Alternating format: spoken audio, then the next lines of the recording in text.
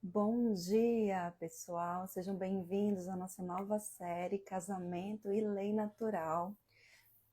Vamos esperar aí pelo menos uma pessoa entrar para a gente dar início. Que tal?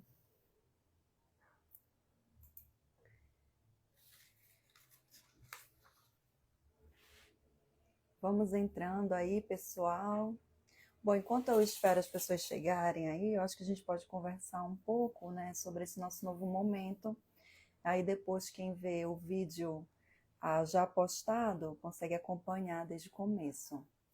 Gente, a gente concluiu aí a nossa primeira fase, o nosso primeiro ciclo, e essa é a minha ideia de trabalhar aqui no canal. Tá trabalhando sempre com ciclos de lives que tenham um tema principal, porque aí a gente vai caminhando de uma maneira muito clara de para onde a gente está indo, de que modo nós estamos nos movendo. Então, nesse espírito, a gente teve o nosso primeiro ciclo em cima do tema Lei Natural e Casamento, desculpa, Casamento e Sociedade. E ali a gente fez uma série que passou de questões antropológicas, sociológicas, jurídicas, para dar um panorama geral sobre o que era o casamento. Oi, Daniel. Oi, Diogo. Diogo, você é novo aqui pelo meu canal, não é não? Primeira vez que eu te vejo aqui na live, seja bem-vindo. Daniel, que tal, Daniel, Dia das Mães? Eu comecei aqui, estava tentando dar uma visão, pessoal, para vocês de como que a gente está caminhando aqui no canal. Então, eu dizia que no nosso canal a ideia é a gente fazer séries de lives com temas específicos, para que a gente possa caminhar e ter um crescimento que vai realmente acrescentando algo. Ah, bem-vindo, Diogo. Como que você chegou aqui no meu canal? Enquanto você responde, eu vou falando aqui porque existe um delay, né? Eu falo, você demora para ouvir, aí você responde, demora para chegar aqui, mas eu gostaria de saber um pouquinho mais sobre você. E então, como eu dizia, aí a ideia é a gente fazer essas séries. E eu quero a ajuda de vocês para a gente ir escolhendo as próximas séries. Porque eu estou trabalhando agora na segunda série, mas eu já tenho ideias para a terceira, para a quarta. E aí eu quero que vocês me ajudem para a gente poder caminhar juntos, tá bom? Então, a nossa primeira série, ela se chamou Casamento e Sociedade. E ela vai ser toda disponibilizada para vocês por uma semana em breve. Aguardem aqui, provavelmente na próxima semana a gente vai liberar aqui o link para o canal do YouTube. Você só vai conseguir acessar por esse link.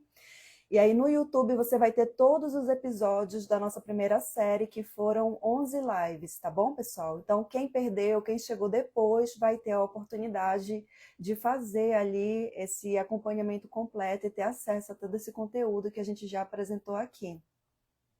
Olá, Marcel, bom dia. Vamos chegando. Então, se você tem interesse de conhecer aquela série anterior, a gente sempre sobe na terça, né? Fica 24 horas e sai do ar, mas todo mundo vai ter uma segunda chance de assistir a série completa.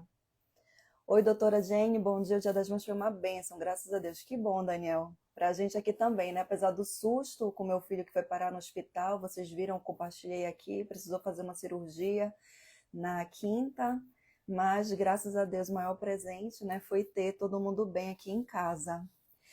Então, gente, a gente começa hoje uma nova série que é a série Casamento e Lei Natural. A gente fez a série Casamento e Sociedade, agora Casamento e Lei Natural. Essa série deve ter aí mais ou menos 10 lives também. E aí eu quero a ajuda de vocês para uma opinião sobre a próxima sequência. Então, a próxima sequência eu penso em fazer talvez ou casamento e história, para a gente estudar um pouco sobre a história do casamento, ou eu penso também da gente tentar explorar casamento e vida prática. E aí a gente poderia passar naqueles livros clássicos, sabe, sobre casamento, as estações do casamento, as 5 linguagens do amor. E a gente faria uma série de lives bem voltada à vida prática, mas a partir de um estudo nessas obras que são clássicas. Oi, Aline, bom dia. Tudo bem com você? Que tal o Dia das Mães? Então, se vocês tiverem uma outra ideia, também não, Júnior, eu queria tratar, por exemplo, casamento e temas polêmicos, como, por exemplo, a questão de aborto contraceptivo. Poderia ser, né, casamento e questões ético-normativas. Então, eu quero saber o que vocês querem para eu já começar a pensar na nossa terceira sequência, tá bom? A gente está na segunda, por assim dizer, na segunda temporada, e a gente depois vai ter uma terceira, uma quarta, e eu quero a ajuda de vocês para a gente ir caminhando. Ah, então você chegou aqui, Diogo, pela Ana. Você ficou curioso? Ah, por causa do meu livro, que bom. Se você. Ah, inclusive, Diogo, a nossa série hoje vai ser baseada no meu livro, porque o tema do meu livro é justamente a teoria neoclássica da lei natural e o casamento. Entrou aqui uma ligação. E eu vou apresentar daqui a pouco para a gente um pouquinho sobre a visão geral do meu livro, que está disponível na minha bio, se alguém quiser adquiri-lo. E quiser também que eu mande autografado, é só colocar lá no formulário de envio. Bom dia, Aline. Bom, pessoal, dessa primeira parte, vocês têm alguma pergunta? Vocês querem fazer alguma colocação? Em relação aos temas que a gente vai abordar, vocês já têm alguma ideia do que vocês gostariam que a gente abordasse na nossa terceira temporada? Agora a gente vai entrar nos fundamentos da moral, da ética, a gente vai falar sobre o casamento como uma realidade moral humana e um tipo de comunidade específica que agrega valor e significado à vida humana como uma experiência que forma a nossa personalidade. Basicamente, sucintamente, vai ser isso o tema dessa nossa segunda temporada. E aí a gente vai entender que o casamento ele é um bem humano básico. E o que é isso? Bom, aí para vocês entenderem o que é isso, vocês têm que me acompanhar aqui, tá bom?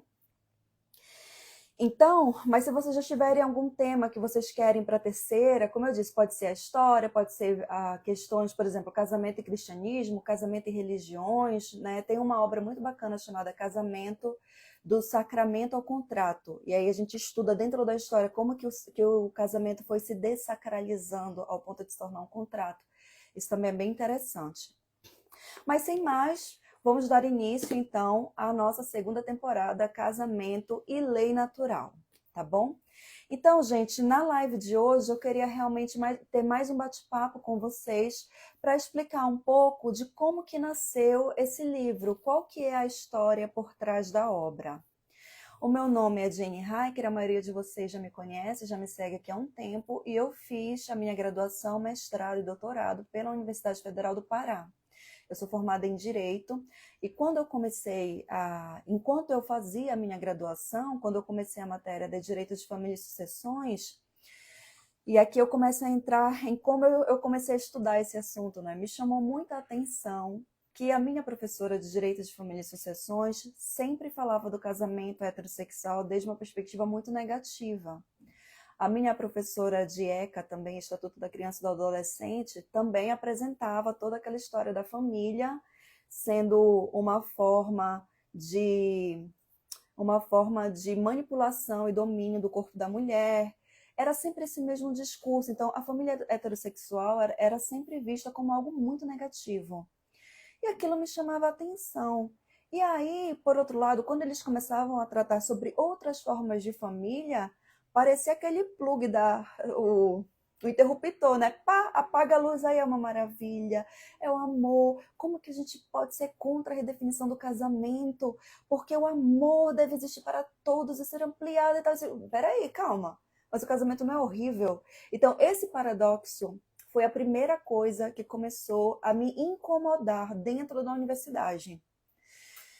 A Aline, obrigada, Aline. Você também é advogada especialista em direito da família. Que legal, Aline. Se você tiver qualquer contribuição, pode ficar à vontade para colocar aqui, tá bom? Eu mesma, os meandros assim da legalidade, do direito de família a fundo, eu também ainda preciso aprender mais. Que bom que a gente tem uma especialista aqui no tema para ajudar a gente. Oi, Rafaela, seja bem-vinda. Bom te ter aqui. Então, gente, me incomodou demais perceber esse paradoxo, né? Como assim? Casamento não presta se for homem e mulher. Mas se for qualquer outro tipo de estrutura, ele é maravilhoso, é o amor, vocês estão proibindo. Então, isso daí não batia na minha mente, sabe?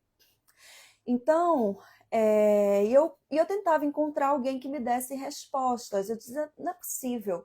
Eu tenho 54 primos e primos de segundo grau. A minha avó, no interior do Pará, ela teve 11 filhos, um faleceu, ficou 10. Então, eu tenho muito tio, muita tia, eu tenho um monte de primo. Então eu observo na prática que é óbvio que a família, a estrutura familiar, ela é importante.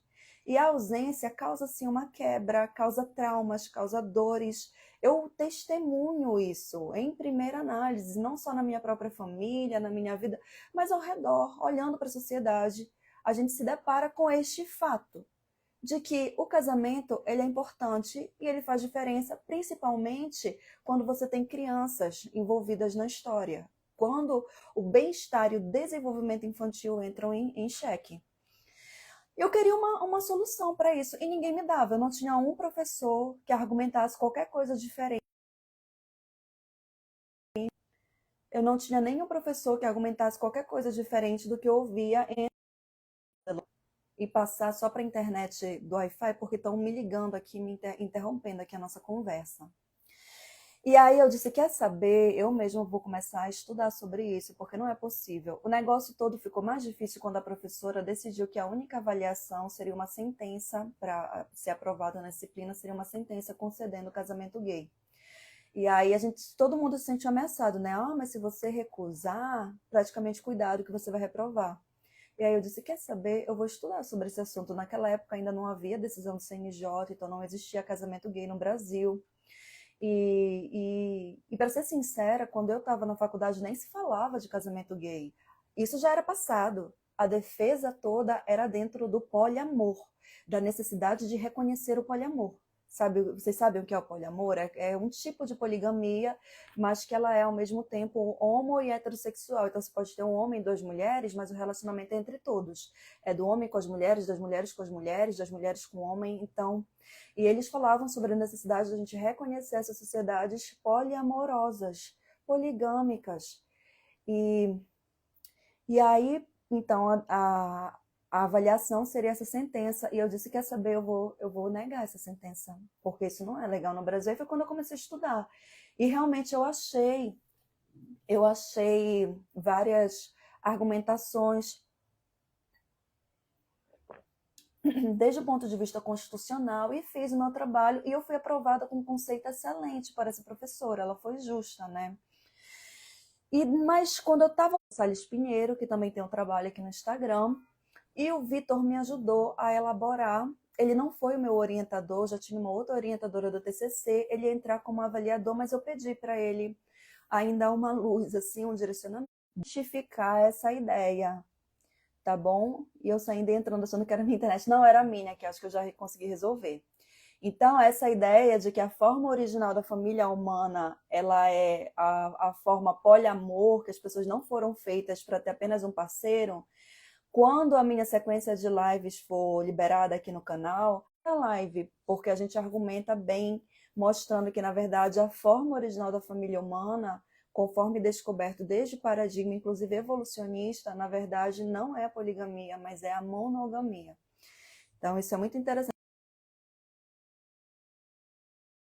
Você pode aprender mais sobre isso também em um livro chamado Marriage and Civilization, How Monogamy Made Us Human, tá bom? Mas quando eu estava para fazer o meu TCC, eu descobri um artigo chamado What is Marriage? E agora, pessoal, certo? Melhorou, gente? Voltou? Então, quando eu estava para fazer meu TCC, eu descobri um artigo chamado What is Marriage? Que eu vou colocar no meu story quando acabar aqui a nossa live. Mandem para mim aqui se melhorou, se está dando para acompanhar agora, tá bom, pessoal? Por favor. E esse artigo, ele mudou a minha vida, porque foi ele que me abriu os olhos para essa compreensão do casamento como uma realidade comunitária específica e como um bem humano básico. E aí eu terminei a graduação em 2015 e eu ganhei uma bolsa para estudar nos Estados Unidos por mais ou menos 3 meses, para fazer um curso ali de formação para jovens advogados que tivessem um viés mais conservador, uma linha cristã, e para treinar a gente para esse debate meio público. Então eu fiz o curso, e parte do curso era um estágio em uma ONG no Chile, no meu caso, né? Eu tive amigos que foram mandados para vários lugares do mundo. Tive amiga que foi para Israel. Como a minha formação acadêmica é muito dentro da área do direito internacional dos direitos humanos, eles me mandaram para uma ONG no Chile para eu trabalhar em um caso junto à Corte Interamericana de Direitos Humanos. Quando eu voltei desse momento na minha vida, eu fiz o processo seletivo da UFPA e eu entrei no mestrado com a orientação do professor Vitor Sales Pinheiro, justamente para dar continuidade no trabalho que eu comecei no meu TCC. Passei nas provas, tudo, me tornei orientanda dele. E este livro nasceu como o resultado desses 2 anos de trabalho ali no mestrado. O meu trabalho no mestrado, ele foi uma pesquisa desenvolvida de um modo muito público. Eu tinha um grupo de pesquisa sobre família na universidade. Inclusive, foi ali que eu conheci a Camille, a quem eu dedico o livro, né? Eu dedico este livro a Camille e ao Renato. E eu os conheci no meu grupo de pesquisa, jovens muito inteligentes, muito brilhantes, que namoravam e depois eles casaram. E eles foram grandes parceiros intelectuais, grandes parceiros do diálogo comigo, sabe? Nós crescemos muito juntos naquelas tardes ali. Então, eu tinha esse grupo de pesquisa, aí eu fui para a qualificação. Quando eu entrei na qualificação, a minha ideia inicialmente não era trabalhar apenas o casamento na perspectiva da lei natural. Eu queria fazer um diálogo entre a posição de Dworkin, que é uma posição liberal, a favor da redefinição do casamento, e a posição conjugal do casamento. Então, eu queria fazer um diálogo assim antagônico, ver os dois lados e tudo. Mas quando eu fui para a banca, a minha banca vetou. Ela disse: Jane, não, você não vai fazer um diálogo, porque nós já conhecemos bem a posição do Dworkin. O que nós não conhecemos é a posição da teoria da lei natural. E eu apresentei para a banca uma introdução muito boa sobre os fundamentos da lei natural. E aí eles disseram para mim: viu, Jane, esse argumento sobre casamento, ele é um argumento novel na academia brasileira, ele é inédito, ele inaugura uma coisa que não existe na nossa academia. Então, nós queremos que você se dedique a esse trabalho realmente de fazer essa recepção da maneira mais completa possível. Então, eles restringiram o meu objeto e, por uma orientação da banca, eu foquei apenas em aprender para a academia brasileira o conceito de casamento no paradigma neoclássico da lei natural, que é feito aqui em 313 páginas, tá bom? Sempre ouvi falar que estudar esses temas... Gente, eu tirei o Wi-Fi, deixei só na internet do meu celular. Vamos fazer um teste, ver se agora vai. Então, havia um estranhamento de alguns colegas, mas eu desenvolvi o meu trabalho bem.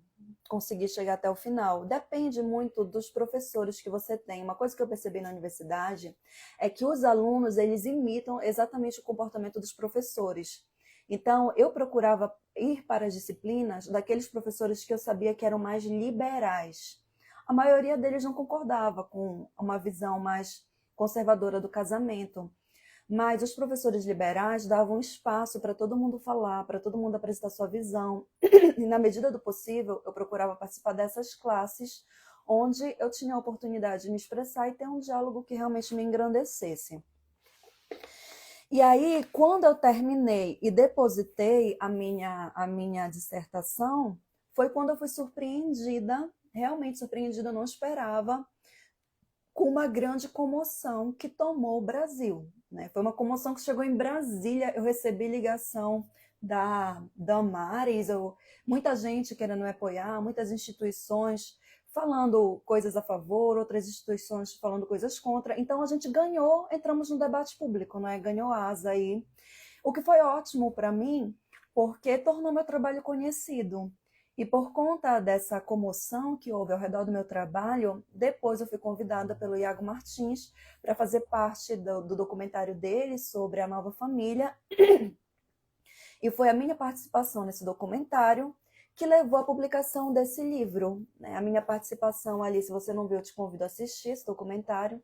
Ela foi bem recebida, bem apreciada, e aí o Iago disse: Jane, vamos publicar seu livro? Aí eu disse: vamos, aproveitei a chance, né? E foi assim que este livro nasceu. Obviamente, se hoje eu sou doutora, é porque eu fui aprovada pela banca, uma banca acirradíssima, uma banca criteriosa, mas graças a Deus tudo correu bem. Depois eu voltei para a UFPA e eu fiz o meu doutorado lá também sob a orientação e direção do professor Vitor Sales Pinheiro. Que bom, Aline, que você adquiriu o livro. Vamos lendo, vamos aproveitar, pessoal, essa série. Olha, qualquer dúvida que vocês tenham, qualquer pergunta, vamos colocar aqui. Aproveitem, que eu quero mais é ajudar vocês a entenderem tudo que eu apresentei aqui, todo esse meu estudo, tá bom? Pode trazer para mim, aqui na live, também na caixinha que a gente abre às segundas. Pode trazer, não existe nenhuma pergunta que não vale a pena ser feita, tá bom? Se é sobre esse tema, o que eu puder, eu vou fazer para tentar te ajudar a compreender bem o que a gente está tratando aqui. Então, esse trabalho, ele já nasceu com uma grande publicidade. E foi, olha, tio Natan, tio Natan, que prazer ter o senhor aqui, muito legal. O tio Natan, ele faz parte da promotoria pública, uma honra ter o senhor aqui. Então, esse trabalho já nasceu com uma grande publicidade por conta disso. E o que eu estou fazendo, pessoal? Eu estou tentando explicar para vocês a primeira parte do livro. Então, a dedicatória, ela é para... E a história por trás dele, não é? A dedicatória, ela é para Camila e Renato, porque eles fizeram parte desse grupo de pesquisa. Quando eu precisei me preparar diante da comoção que houve no meio público, a gente montou um grupo de pesquisa na minha casa e eles iam ali comigo e mandavam ver em cima de mim com argumentos contrários, argumentos agressivos, e aí eu tinha que responder. Então eu fui muito treinada naquele momento com eles, né? Por isso você vê também nos meus agradecimentos uma grande lista de instituições às quais eu agradeço, a Ana Júlia, a Defaz, porque todos eles se manifestaram, né, em favor do diálogo, da liberdade acadêmica. Então foi um momento muito precioso e que deu uma notoriedade para o meu trabalho e me abriu as portas para que o prefaciador do meu trabalho fosse o ilustre doutor Ives Gandra da Silva Martins. Quem é do direito, com certeza já ouviu falar nele. É ou não é verdade, pessoal? Quem é do direito comenta aqui, o doutor Ives Gandra é uma figura ilustríssima na nossa área, então eu fui muito honrada, muito privilegiada com o prefaciamento dele e ainda mais com as palavras de indicação dele. No último parágrafo ele diz: o livro de Jane, que à luz da filosofia e das lições de John Finnes penetra com profundidade, coerência cartesiana e lógica aristotélica nos meandros da relação conjugal, na qual é um bem humano básico e constitui a base da sociedade para o constituinte brasileiro, é muito bom, merece ser divulgado e ter brilhante carreira editorial, pois representa um dos melhores estudos na reflexão acadêmica brasileira sobre o casamento pelo prisma da lei natural. Assim, parabenizo a autora e a editora por sua veiculação. Então, com um elogio desse, do Dr. Ives Gandra, quer dizer, minha carreira está completa. Minha carreira está completa, já venci na vida, né, pessoal? Mas não bastasse isso, depois eu tive o privilégio de ter o livro apresentado pelo professor Vitor Sales Pinheiro, que também teceu grandes elogios à obra, né? Ele fala aqui no segundo parágrafo da apresentação: o leitor comprovará de imediato a qualidade acadêmica da obra, sua escrita didática, seu cuidado metodológico, seu rigor conceitual, sua ampla fundamentação bibliográfica e seu caráter pioneiro no Brasil, que foi o que a banca de qualificação viu. Trata-se de um trabalho científico de alto padrão intelectual que merece uma leitura cuidadosa, servido também como introdução à tradição da filosofia clássica, que é muito legal a gente poder fazer essa introdução aqui juntos também, né, pessoal? Portanto, sobejam motivos para que alcance um público cada vez maior, interessado em refletir sobre um tema tão relevante para toda a sociedade. Então, eu espero que vocês também apreciem, quem adquiriu o livro possa ter uma opinião semelhante, goste. O Daniel está perguntando aqui: eu já estou lendo seu livro, vou tentar adequar o meu ritmo de leitura à periodicidade das suas lives. A senhora pretende abordar um capítulo por semana? Olha, inicialmente sim. Talvez eu consiga, abordando, tentando tornar as coisas mais didáticas e um pouco mais leve, talvez eu até consiga avançar um pouquinho mais do que isso, e em alguns outros momentos eu tenha que fazer quebras. Mas eu vou tentar seguir na ordem. Então, eu vou caminhar do começo, né, ali da metodologia referencial. A gente vai já ter um panorama geral do livro. Mas eu não tenho uma ideia assim fechadinha, tipo capítulo 1, 2, 3 e 4, porque, por exemplo, o capítulo 2 ele é bem grande. E às vezes tem mais de um tema que a gente consegue trabalhar dentro daquele capítulo. Então a minha ideia é fazer uma abordagem mais temática mas dando atenção a essa sequência do livro. Então você pode ler em sequência que você vai conseguir acompanhar bem aqui, Daniel. Jenny, perceba que as pessoas acreditam que tudo isso que você diz tem a ver somente com a religião. E não é isso. E não é isso, né? Exatamente, não é isso, não tem nada a ver. Inclusive, eu acho que a questão de quando eu defendi não era realmente uma questão de liberdade de expressão e pensamento, não tinha nada a ver com liberdade religiosa, porque eu não abordo o tema desde uma perspectiva da religião, que é algo que, se vocês quiserem, a gente pode fazer aqui uma série só sobre casamento e religiões, ou casamento e cristianismo. E aí, se a gente estudar isso, vocês vão ver claramente que não tem nada a ver com a abordagem teológica, tá bom? As pessoas falam essas coisas muito por ignorância, porque, como a gente falou na nossa primeira série, o casamento ele já foi redefinido. E se você julga o mundo e você julga as concepções de casamento a partir dessa visão redefinida, baseada no afeto, você não consegue enxergar diferenças, você não consegue pensar logicamente, criticamente, profundamente acerca dessa ideia. E como você não consegue pensar acerca disso, você diz, só pode ser por causa da religião. Só pode ser um dogma, porque não existe razões para essa pessoa pensar de um modo diferente. E é justamente isso que a gente está aprendendo aqui, que existem sim razões para a gente pensar de um modo diferente.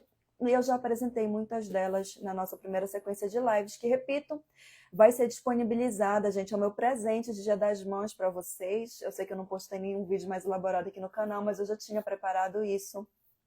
A ideia era a gente lançar no Dia das Mães, mas com tudo isso que aconteceu aqui, né? Inclusive meu filhinho adoecendo, não teve como, a gente precisou atrasar. Mas o meu presente do Dia das Mães para vocês vai ser esse, tá bom, pessoal? Vai ser o acesso a toda a nossa série de live, a toda a nossa série Casamento e Sociedade, 11 lives no YouTube, por um link que a gente vai divulgar aqui na página. Aí você vai ter que entrar por esse link que vai ser uma entrega privada, não é só entra por esse link, não vai estar disponível para todo mundo lá no canal do YouTube, porque é um presente para quem me segue, para quem está aqui, tá bom? Então, gente, foi assim que eu cheguei no professor Ives Gandra como prefaciador do meu trabalho. E depois disso, o professor Vitor Salles Pinheiro faz uma apresentação em que ele cita essa questão da recepção da teoria da lei natural no Brasil, do pioneirismo da lei natural. Por quê? Porque apesar do meu tema ser o casamento, vocês vão ver que praticamente metade do livro é só sobre a fundamentação teórica da lei natural. Então, agora vamos passar para uma breve apresentação da estrutura total do livro. Esse livro, ele tem 4 capítulos. Tem um prefácio do Dr. Ives, uma apresentação, os meus agradecimentos, uma introdução. Essa introdução é baseada no meu TCC, a maior parte dela. E então a gente começa com referencial e metodologia. Isso foi uma coisa que eu aprendi com o professor Vitor. Às vezes a gente entra em debates e a gente apresenta uma ideia e a gente não sabe localizar esta ideia no momento histórico em que ela está inserida. Só que para que a gente possa fazer um estudo de qualidade e pensar profundamente acerca das coisas, a gente precisa entender o contexto em que as ideias nascem. Tem até um jargão na exegese bíblica, não é? Um texto fora de contexto vira pretexto. Você pega um texto, tira ele do contexto e aí você tem um pretexto para fazer dele o que você quiser. E defender ideias absurdas, inclusive até que contrariam a própria escritura. E o mesmo acontece no campo da filosofia e dos nossos estudos pessoais. A gente precisa entender os textos dentro dos contextos.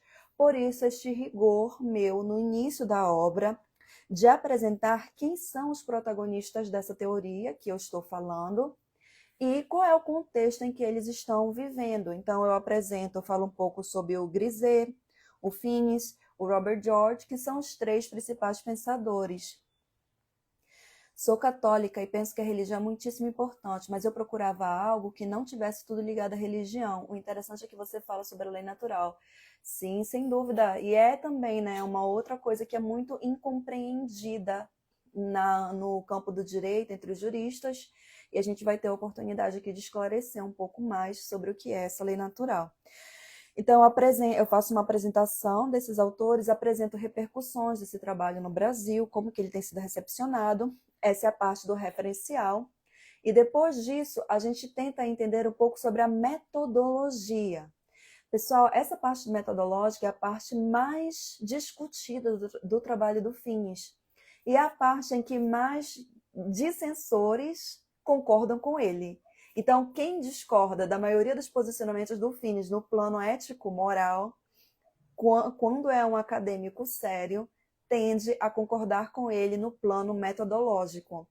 E a gente precisa passar por esse plano metodológico, porque ele vai nos dar ferramentas de raciocínio. Então, por exemplo, analogia. O que é a analogia? A analogia é um recurso que nos permite trazer casos periféricos ao mesmo caso e por uma relação dos casos periféricos com o caso central, chamá-lo daquele mesmo nome. Então, esse recurso da analogia, ele é muito interessante porque ele nos permite diferenciar entre casos simpliciter e casos secundo quid. O que tudo isso quer dizer? A gente também vai aprender o que é caso simplista, secundo quid, caso central, caso periférico. E essa ferramenta da analogia, ela é fundamental para a gente poder construir uma teoria a respeito de qualquer coisa, a respeito de uma comunidade, para fazer teoria social, para fazer com qualquer compreensão, estudo sobre a ação humana, dentro da psicologia, da psiquiatria, a gente precisa entender e saber usar esse recurso da analogia, saber por que ele é importante, qual é a contribuição dele. Então, a gente vai ter a oportunidade de falar sobre isso, quando a gente fala sobre significado focal, casos centrais e casos periféricos. Depois a gente vai falar sobre as 4 ordens da realidade e a irredutibilidade do estudo da ética. Isso vem de... começa ali com o pensamento do próprio Tomás de Aquino, que analisa a realidade, percebe que existem pelo menos 4 ordens: a ordem natural, a ordem lógica, a ordem técnica e a ordem moral. E por que é importante a gente estudar sobre isso? Por que isso está no livro? Porque, gente, o que a maioria das teorias morais fazem é reduzir a experiência humana a uma dessas ordens. Então, o ser humano ele é reduzido à ordem técnica, por exemplo. Aí você tem uma visão do homem como máquina, que só responde, que pode ser dominado, manipulado por superestruturas. O homem reduzido à ordem natural é um homem que só responde aos seus instintos, aos seus desejos mais carnais. Um homem que só responde à ordem lógica, Kant, o dever pelo dever, a supremacia da razão. Então, o que essas correntes de pensamento estão fazendo? Todas elas estão reduzindo a experiência humana a uma dessas ordens. Mas uma compreensão adequada e um estudo adequado sobre a ação humana, ela deve ser feita desde o paradigma da ordem moral, porque a gente compreende a ação humana pela ação, levando em consideração que o ser humano existe em todas essas ordens. Então, isso também é algo interessante, porque quando vocês entenderem isso, eu vou estar entregando para vocês uma ferramenta para, em momentos de debate, vocês conseguirem entender qual é o paradigma que o seu interlocutor pressupõe. Porque o maior problema que a gente tem hoje nos debates não são problemas de discussão de primeiro grau. Eu falo uma ideia, você defende uma ideia contrária e a gente discorda aqui. Não é isso. O problema geralmente está atrás da preconcepção por trás daquela ideia, que leva a pessoa a defender aquele tema. Então, se o ser humano ele existe e ele é considerado por aquela pessoa apenas desde um ponto de vista técnico, esse é um ser humano completamente manipulado e sem liberdade. Tudo o que ele decide, tudo o que ele acredita é determinado pelas superestruturas. Por isso, para aquela pessoa, tudo o que importa é a revolução e a mudança das superestruturas ao redor dela. Ela não consegue enxergar o homem como ator da sua própria vida. Isso tudo se mistura no discurso e a própria pessoa não se dá conta. Mas quando a gente começa a entender essas categorias, a gente começa a ser capaz de ler o que aquele raciocínio apresentado naquelas palavras pressupõe. E aí, quando você entende o que ele pressupõe, você tem mais armas para entender o seu interlocutor e para caminhar para um nível mais profundo do debate, ajudando o seu interlocutor a também compreender onde que ele está falhando no raciocínio dele e se ele realmente acredita naquilo que ele está pressupondo acerca da natureza humana. Tá bom? Então já deu para ver que a gente vai descer fundo aqui nessa parte de filosofia pressuposicional, não é? Da metaética, da compreensão de conceitos primários. Olá, Wellington, Maria. Oi, Elida, tudo bem? Luiz Paulo, você é novo, não é não, aqui no meu perfil? Maria, eu acho que eu te vi uma outra vez aqui. Ó, meu filho chegou aqui. Benjamin, a mamãe tá na live, meu amor. Cheguei. Ele tá doente, então ele tá aqui com a gente, pessoal. Espera lá, depois eu vou lá Peraí, contigo. eu posso falar, peraí. O que você quer falar? Ô, gente, Hum. curtam e compartilhem essa live. A minha mãe, ela está fazendo lives muito bonitas. Então, curtam e compartilhem. Gente, também, a minha mãe, ela está muito bonita, ó. Tá bom, Benjamin. Ela tá usando brinco. Tô Uma usando coisa que brinco, vocês nem pessoal. repararam, né? Então, tchau. Obrigada, filho. Mãe, posso ver historinha, né? Pode, mas eu não posso te ajudar agora, tá bom? Tá. Ó, gente, eu não tenho como fugir da minha realidade, eu resolvi abraçar. Das outras vezes, vai lá, filho, fecha aí. Das outras vezes eles tentavam entrar aqui, eu dizia, sai. Mas não tem jeito, gente, eu sou mãe. E como vocês sabem, meu filho está se recuperando de uma cirurgia, então ele não pôde ir para a escola, ele está aqui. Por isso é que a gente teve aí essa pequena interrupção. Não foi nada planejado, viu? A promoção aqui do marketing veio espontaneamente. Então, pessoal, continuando. Aí depois a gente vai falar sobre o sentido da ação a partir do fim. Isso tem a ver também com como você consegue entender como que você, por exemplo, o casamento é uma comunidade, certo? Como que eu entendo uma comunidade? Como que eu entendo o que é importante para o ser humano? De que maneira o ser humano decide? Como é que a gente pode fazer escolhas para a gente viver uma vida boa? Como que eu posso escolher a boa vida? E quais são os critérios que eu preciso analisar para poder chegar nessa conclusão? E aqui a gente termina, então, essa parte metodológica. Depois disso, a gente vai passar para a razão prática. Eu sei que o nome... Obrigada, pessoal. Eu sei que o nome razão prática, ela assusta muita gente, mas não precisa ter medo. O que ele está falando aqui quando ele fala de razão prática? É só que nós temos duas faculdades. A gente tem uma razão, né? Mas esse nosso raciocínio, ele tem duas faculdades que a gente divide para estudar, mas que na prática atua juntamente. Isto é, a gente pensa de um jeito para analisar coisas que já existem.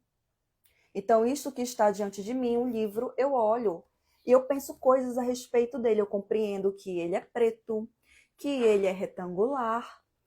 Mas quando eu penso, eu vou levantar e vou fazer um almoço, e aí eu tenho que pegar a cebola, fritar o alho, pegar a galinha que está ali desfiada, vou misturar, tal, fazer um prato assim assado. Esse meu raciocínio não é um raciocínio em cima de algo que já existe. É um raciocínio para que eu possa trazer algo à existência. E é essa distinção. A razão teórica, ela se volta a algo que já existe. A razão prática vem bem dessa palavra, prática, ação, tornar algo, a trazer algo à existência, fazer, realizar algo. Então a gente vai tentar entender como que esse aspecto do nosso raciocínio funciona, porque a tese fundamental da teoria neoclássica da lei natural é que ser moral significa tão somente ser razoável, agir de acordo com a razão. E aí, para a gente poder saber o que é isso, a gente tem que saber o que é a razão, o que é o raciocínio prático e como que ele acontece na nossa vida. Esse é o tema do segundo capítulo. Aí, nesse segundo capítulo, a gente também vai ver os bens humanos básicos, as características desses bens humanos básicos. A gente vai dar uma resposta para o ceticismo, que diz que não existe verdade, ou se a verdade existe, ela não é a mesma para todos. Enfim, essa posição cética, nós vamos endereçá-la aqui também, tá bom, pessoal?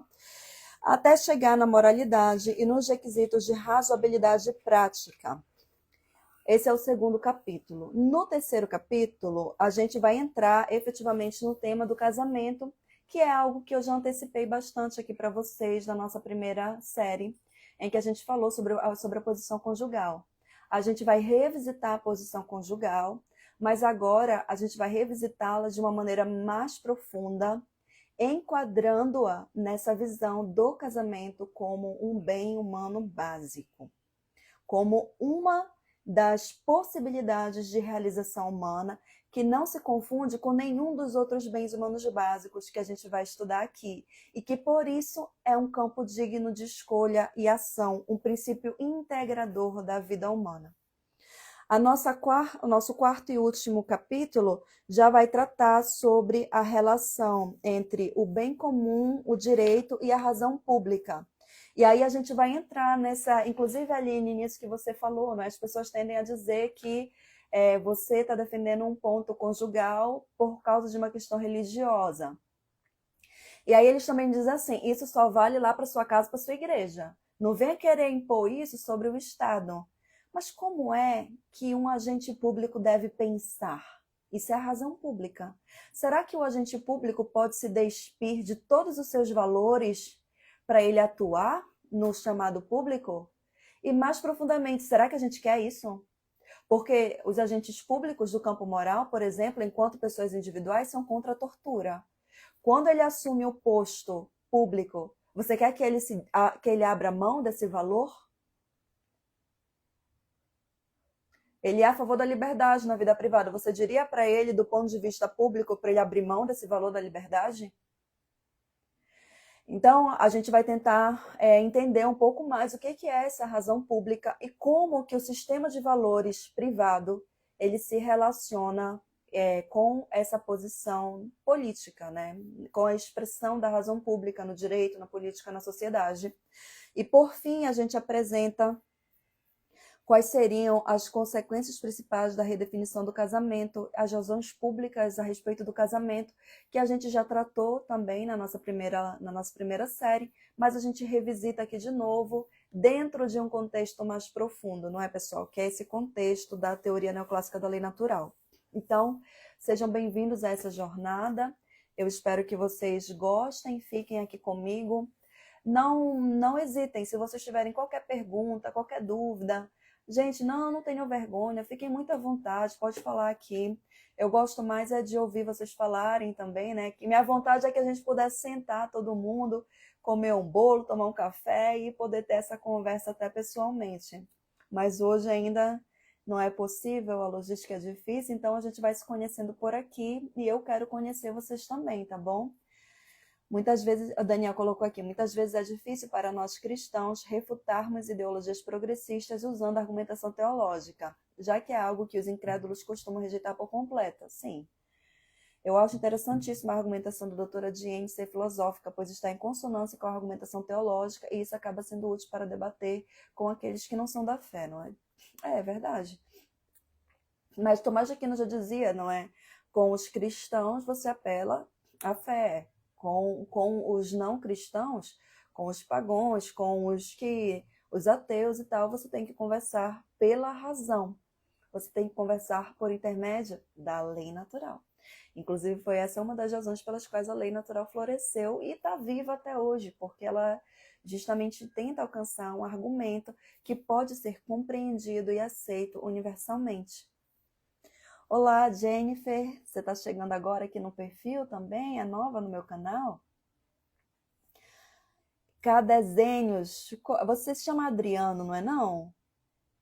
Aqui para mim não aparece seu nome, só aparece Cadesenhos, mas eu acho que o teu nome é Adriano, você confirma aqui para mim? Pessoal, acho que por hoje é só. Então você que tem o livro, comece aí a sua leitura. E mais uma vez eu repito, vamos trazer as dúvidas que vocês tenham. Ai, Jenny, esse trecho aqui é muito difícil. Pode bater foto, joga lá no teu story, me marca, pede ajuda, que assim que eu puder, eu te mando uma resposta. Estamos vivendo tempos difíceis, onde tudo é visto como preconceito. É verdade, mas isso geralmente vem de um preconceito, né, Aline? As pessoas já pensam preconceituosamente acerca dos outros, como, por exemplo, muitas vezes é o caso do casamento. As pessoas já têm um preconceito por causa da redefinição do casamento, desde o paradigma do afeto, de que se você faz uma diferenciação, a sua diferenciação não pode ter razoabilidade, né? Mas isso não é uma visão crítica, isto é um preconceito. E aí a gente combate, eu acho que a mentira a gente combate com a verdade, não é? Ou pelo menos com a melhor versão que a gente conhece da teoria, que pode estar sempre em diálogo e deve estar. Mas a única maneira, eu acho, da gente combater essa dificuldade que a gente tem vivido hoje em dia é pelo conhecimento.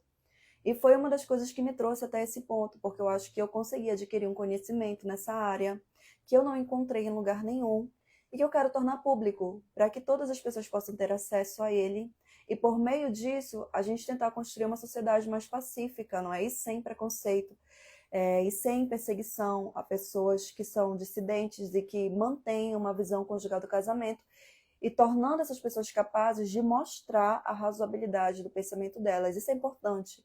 E isso é fundamental para a preservação da nossa liberdade. Eu quero aprender muito com você, disse a Aline. Ô, Aline, obrigada. Aí eu espero poder contribuir, gente. Espero poder contribuir realmente. Sobre o que a senhora perguntou no início, eu acho que legalização do aborto e métodos contraceptivos é um tema interessante para ser abordado futuramente. Ah, obrigada, Daniel. Vamos colocar isso. Acho que eu vou abrir enquete, pessoal, depois, porque quem chegou um pouco atrasado na live, eu comecei a live falando que a gente trabalha em ciclos aqui no canal, né? A gente teve a primeira série sobre casamento e sociedade, que eu vou liberar completamente para vocês por uma semana, por um prazo aí, tá, pessoal? Em breve, fica ligado que vai ser divulgado aqui no canal, para vocês assistirem a série completa, quem chegou depois no meu canal, ou quem não conseguiu ver tudo por alguma situação, você vai ter uma segunda chance. Agora a gente está na série Lei Natural e Casamento, e aí eu já preciso começar a pensar na minha terceira série. E eu dei algumas opções, a gente pode talvez tratar sobre casamento e questões ético-morais, e aí entrar em questões relacionadas a aborto, contraceptivo, barriga de aluguel, família poliamor, essas questões outras, né? Famílias adulterinas, pornografia, tudo isso a gente pode trabalhar, porque casamento e sexualidade são temas que andam muito próximos. Uma outra possibilidade é a gente abordar, por exemplo, o casamento na história, ou o processo de dessacralização do casamento, o casamento do sacramento ao contrato, ou casamento e vida real. E aí a gente poderia trabalhar aqueles livros clássicos, por exemplo, As Estações do Casamento, His Needs, Her Needs, é um livro americano que eu gosto muito, As 5 Linguagens do Amor, Temperamentos. Então, a gente podia fazer uma série sobre ferramentas que ajudassem você no seu próprio casamento, não é? Então são várias as possibilidades. E então a gente vai ter a terceira série, a quarta temporada, a quinta, e eu quero deixar isso a critério de vocês, para que vocês possam dar uma opinião aí. A Aline está voltando aqui pelo casamento e vida real. O Daniel está querendo polêmicas. A Aline está indo para a vida prática. Vamos ver, vamos abrir uma enquete e aí o que vocês decidirem vai ser decidido. Alexia entrou aí. Oi, minha amiga, tudo bem com você? Que bom te ter aqui. Eu tenho visto que você tem entrado aqui vez ou outra.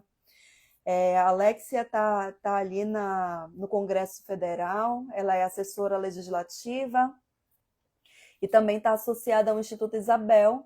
E em breve a gente vai estar dando uma palestra ali para o Instituto também sobre casamento. É uma alegria poder servir e caminhar junto com você, amiga, a quem eu admiro muito. Tá bom?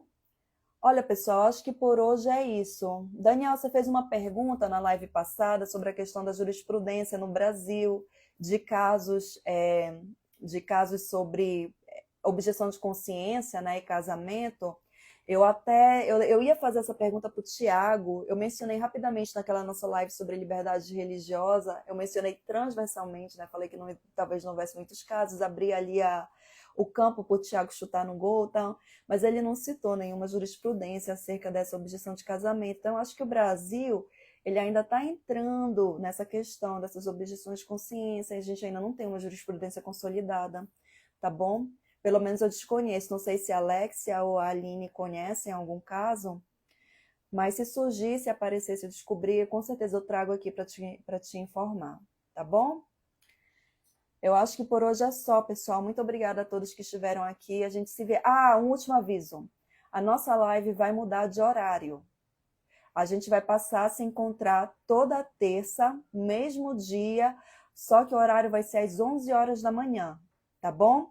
Então, a nossa segunda série vai ser às 11 horas da manhã. Toda terça, às 11 horas da manhã, aqui no canal. Tá legal, pessoal? Manda um joinha aí Quem recebeu a mensagem vai estar com a gente aqui na próxima terça, 11 da manhã.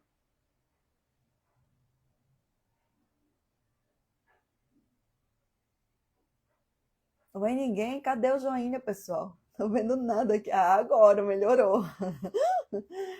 Tá bom, gente. Mais uma vez, obrigada a todos pelas orações aí também, pela minha família.